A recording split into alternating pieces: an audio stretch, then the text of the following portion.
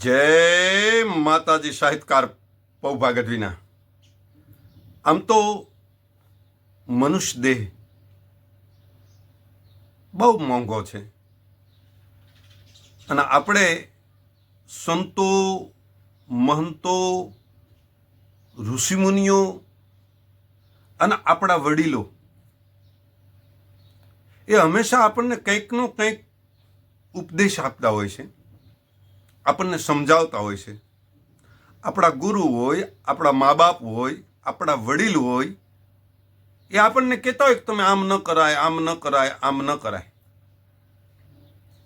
તો એ આપણા ભલા માટે હંમેશા કહેતા હોય, તો આપણા સારા માટે કહેતા હોય છે. એ વાત સત્ય છે, પણ સ્વીકારવું એ બહુ અઘરી બાબત છે. તો એવી ન સ્વીકારવા જેવી બાબત જે લોકો નથી સ્વીકારતા, એવી વાત આજે હું તમને કહેવા જઈ રહ્યો છું કે જે લોકો સ્વીકારતા જ નથી, ઉલટાના એમ કે આ એને કઈ શું કામ હતું. આવી વાત એટલે કે વગર જોતી શિખામણ, વગર જોતી સલાહ આપવા માટે આજે હું જઈ રહ્યો છું. અને એ વાત છે વ્યસનની.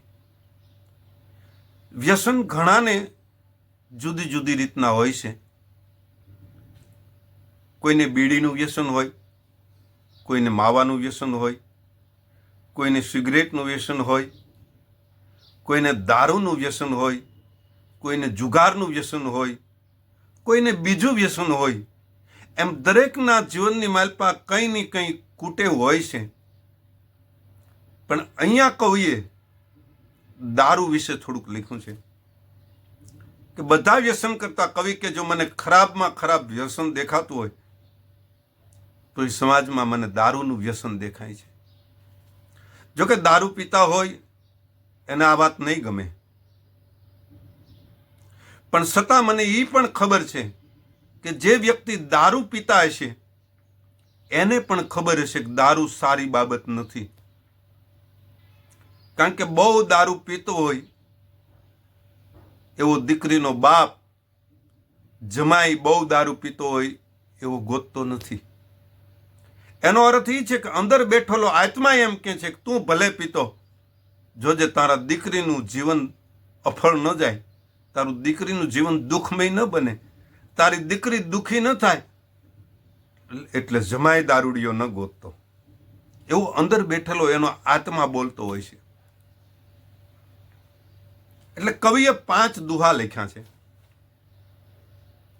કે હે માનવ, આપણી ગાડી હોય, 4 વ્હીલ હોય, 2 વ્હીલ હોય, એમાંય આપણે સારું ઓઇલ નાખવી છે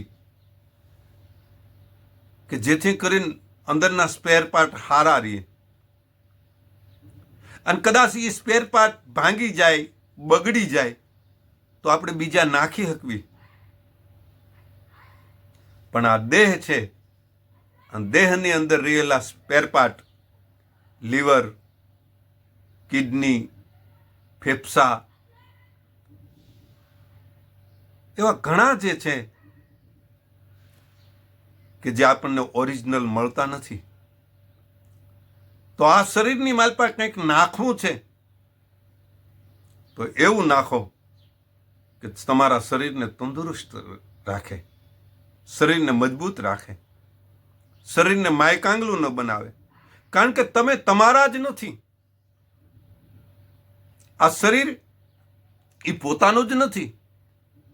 આ શરીર ભાઈનું છે, આ શરીર પત્નીનું છે, આ શરીર બુટા માવતરનું છે, આ શરીર છોકરાનું છે, આ શરીર છોકરાના છોકરાનું છે, આ શરીર બહેનો માટે છે.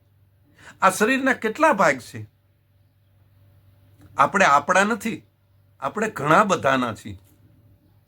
તો એ ઘણા બધાના આપણે છીએ માટે આપણે આપણું શરીર જાળવવું જોઈએ. અને એના માટે કવિ દુહો લખે છે કે 10 કોસ દૂરી રહે સગા અને સ્નેહી. 10 કોસ દૂરી રહે સ્નેહી અને સગા. જે માણસ દારૂ પીતો હોય ને એનાથી તો હગાય આઘા જવા માંડે છે. એ એમ કે ભાઈ 6 વાગી ગયા છે, હવે એને ફોન ન કરતો, કારણ કે એ અત્યારે પી ગયો હશે. અથવા તો કંઈક ફોનમાં વાત કરે તો એમ કે દીકરી એમ કે મારા બાપા આજે આ વાત કરતા હતા. ક્યારે વાત કરતા હતા? કે હાંજે વાત કરી હતી. તું હાંજે વાત કરે એ ખોટી, તારો બાપો સવારમાં વાત કરે ને તો સાચી. એનો અર્થ એ કે પીધા પછી માણસની વાત કોઈ માનતું નથી. એના હગાવાલા પણ એમ કહી દે કે અત્યારે એની પાસે ન જવાય. 10 કોસ દૂરી રહે સ્નેહી અને સગા, એવા દારૂમાં ભર્યા દગા, માટે મૂક મદિરા માનવી. મદિરા એટલે દારૂ. એ માણસ તું આ મદિરાને મૂકી દે, આ દારૂને મૂકી દે, કારણ કે એમાં દગા ભર્યા છે. એમાં તારું જીવન બરબાદ થઈ જવાના બધા દગા ભર્યા છે. કારણ કે પીને પરવશ બનતો લેતા લથડિયા. પીધા પછી માણસ હાલવાની ભાન નથી રહેતી. આ જે હું વાત કરું છું ને, એ વધારે પડતા જે દારૂ પી જાય અને શાન ભાન ભૂલી જાય, હાલવાની જેને ખબર ન હોય કે હું કઈ દિશામાં જાઉં છું, એના માટેના છે. પીને પરવશ બનતો લેતા લથડિયા. પછી લથડિયા લેતો લેતો હાલો જાતો હોય. કોક એમ કે ફલાણા ભાઈ ને જરાક ઘર સુધી મૂકી આવો તો. એ કેવડી મોટી શરમજનક વાત છે. આપણે સ્વસ્થ હોવા છતાં, નિરોગી હોવા છતાં કોક આપણા બાવડા પકડીને ઘર સુધી મૂકી જાય અને પછી ઘરવાળાને કહે આલ્યો તો અને પકડો તો વધી ગયું છે ભાઈને. હા હા હા હા, કેવડી મોટી કઠણાઈની વાત કહેવાય. પીને પરવશ બનતો પછી લેતો લથડિયા, વેણે વિફરિયા, માટે મૂક મદિરા માનવી. બોલવું હોય કાંઈ ને બોલાઈ જાય કાંઈ, પૂરું વેણ પણ ન વળતે. આપણે પીતા હોય ને માફમાં જ પીતા હોય, પછી એવું થાય આપણે માફ ન પીવા એવું થાય. બોલી પણ નથી શકતા એવા મેં જોયા છે. પીને પરવશ બનતો લેતા લથડિયા, વેણે વિફરિયા, માટે મૂક મદિરા માનવી. એ માણસ તો આને મૂકી દે, એને જતું કર, કારણ કે એ વ્યસન ખૂબ બરબાદ કરી દેશે. અને જ્યાં સાચી ખબર પડશે ને તો સમય વિયો ગયો હશે. કારણ કે પાવળું પડે પેટમાં ત્યાં તરત બાંધવા તૈયાર. દિલજીતદાન ગઢવી ઢસા એના લખેલા દુહા છે કે પાવળું પડે પેટમાં ત્યાં તરત બાંધવા તૈયાર, તારો વડો તૂટશે વ્યવહાર, માટે મૂક મદિરા માનવી. થોડુંક જ્યાં પીવે ત્યાં તો જે અંદરના વિચારો, વેરઝેરના વિચારો હોય ને બહાર મંડ્યા આવવા. કે આજ ફલાણો હામો મળે તો આમ કરી નાખું, ફલાણાને હું આજે આમ કરી નાખું, ફલાણાએ મને આવું કીધું, ફલાણાએ 2 વર્ષ પહેલા મને આવું કીધું તું. એ મંડે બધું ભૂંડું ભૂંડું યાદ આવે, સારું યાદ ન આવે.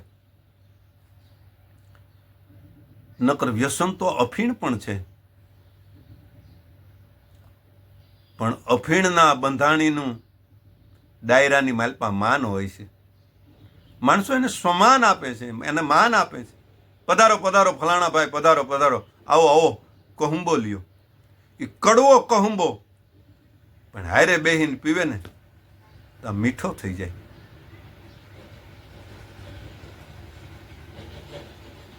પણ દારૂને એટલા માટે અવખોડે છે કે એના મનના જે વિચારો છે ને, એ દારૂના વિચારો, એ ખરાબ વિચારો વધારે આવે છે. ઝઘડો કરવાના વિચારો વધારે આવે છે. અવળું કાર્ય કરવાના વિચારો વધારે આવે છે. જ્યારે સારા વિચારો દારૂમાં બહુ ઓછા આવે છે. એમ કવિ કહે છે. પાવળું પડે પેટમાં ત્યાં તરત બાંધવા તૈયાર. થોડોક પી જાય એટલે એને એમ થાય કોની હારે આજ તો બાંધી લેવું છે, આજ તો ઝઘડો કરી લેવો છે, આજ તો ગમે એ સામે આવે નહીં, જોઈ લેવું છે. આવી દુશ્મનાવટ અંદરથી ઉપડે છે, અંદરથી એના વિચારો ઉપડે છે કે આજ મારે કોકની હારે ઝઘડો કરી લેવો છે, આજ મારે કોકની હારે બાજી લેવું છે. અને એવું કર્યા પછી આવો નશામાં જોયેલા માણસ સાથે સારા માણસો વ્યવહાર રાખતા નથી, ધંધાકીય વ્યવહાર નથી રાખતા, સાથે બેહવાના વ્યવહાર નથી રાખતા, અને સ્નેહના જે હગાવાલાના જે સંબંધો હોય એ સંબંધો પણ માણસો તોડવા તૈયાર થઈ જાય છે. અને પછી કોઈક કહે ને કે ફલાણા બહુ પી ગયા હતા, કે એ અમારે હગો થાય પણ બહુ છેટે અમારે હાવ હગું નહીં. હા હગો હોવા છતાં, કારણ કે આબરૂ એવી ચીજ છે, હોય ત્યાં સુધી હિયારી છે, જાય એટલે વ્યક્તિગત છે. ઈ પાવળું પડે પેટમાં ત્યાં તો તરત બાંધવા તૈયાર, તારો વડો તૂટશે વ્યવહાર, માટે મુક મદિરા માનવી. એ માણસ દારૂને છોડી દે. દારૂ તારું બધી રીતે ભૂંડું કરશે. દારૂ તને કોઈ જિંદગીની માલપા કોઈ સુખ નહીં આપી શકે. પણ ખબર નહીં માણસ કઈ મજબૂરીથી દારૂ પીતો હશે, શું કામ દારૂ પીતો હશે, કઈ લાલચથી દારૂ પીતો હશે. એ તો એ જે પીવા વાળો હશે ને એ જ જાણતો હશે, બીજાને ખબર ન હોય. ઘણા કાર્યો એવા છે કે માણસ મજબૂરીથી કરતો હોય, માણસ સમજવા છતાં, માણસ પોતે સમજતો હોય કે આ મારે ન કરાય, છતાં જો એ માણસ કંઈક કરતો હશે એવું, તો એ માણસની મજબૂરી હશે. એ પણ એક વાત ચોક્કસ છે. કવિ તો એમ કહે છે દિલજીત કે ચણ વેસી સોરું તણી અને મેલા ગોઠીને ગામ. 5-25,000ની, 50,000ની કે 5 લાખની, 5 કરોડની જે કાંઈ મિલકત હોય, દારૂની માલપા ફના થઈ જાય છે. એ વાત ચોક્કસ છે. અરે છોકરાને જે વાપરવા દેવાના હોય ને એ માણસ દારૂની કોથળી લેવામાં વાપરી નાખતો હોય છે. એવા પણ અમે જોયા છે. સણ વેસી સોરું તણી અને મેલા ગોઠીને ગામ, હવે તો કર હરામ મનથી મદિરા માનવી. જે છોકરાને વસ્તુ લેવાની હોય એ જ પૈસાના જ્યારે દારૂ લઈ લઈએ અને પી જાય ને છોકરું માગે તો છોકરાને મારે, ત્યારે એમ થાય કે ઓહો આ દારૂને તું હરામ કર હવે. કારણ કે તારા છોકરાને જે લેવાની વસ્તુ હતી એ પૈસાનો તે દારૂ લઈ લીધો. સણ વેસી સોરું તણી અને મેલા ગોઠીને ગામ, હવે તો કર હરામ મનથી મદિરા માનવી. અને છેલ્લે દિલજીત એમ કહે છે કે મોંઘા મુલા માનવી દારૂથી રહેજો દૂર.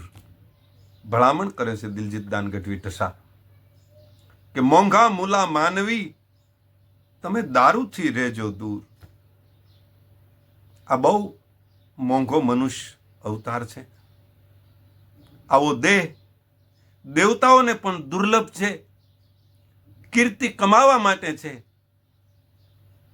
સંસારને ભોગવવા માટે છે, પરિવારને ઉપયોગી બનવા માટે છે, હગાવાલાને પ્રેમથી મળવા માટેનો આ દેહ છે.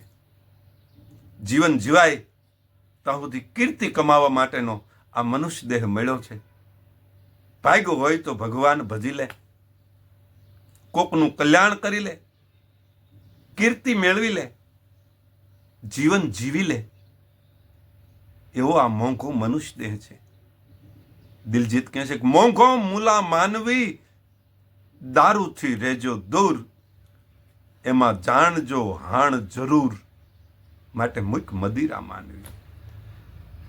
દારૂમાં હાણ છે ને હાણ છે એટલે કે નુકસાન છે અને નુકસાન છે. હે માનવીઓ, મોંઘો મનુષ્ય દેહ મળ્યો છે, માટે દારૂ મૂકી દેજો અને દારૂ મૂકી દેજો, એમ દિલજીત દાન કહે છે. પૌભા ગઢવીના જય માતાજી, જય ભગવતી, જય જગદંબા.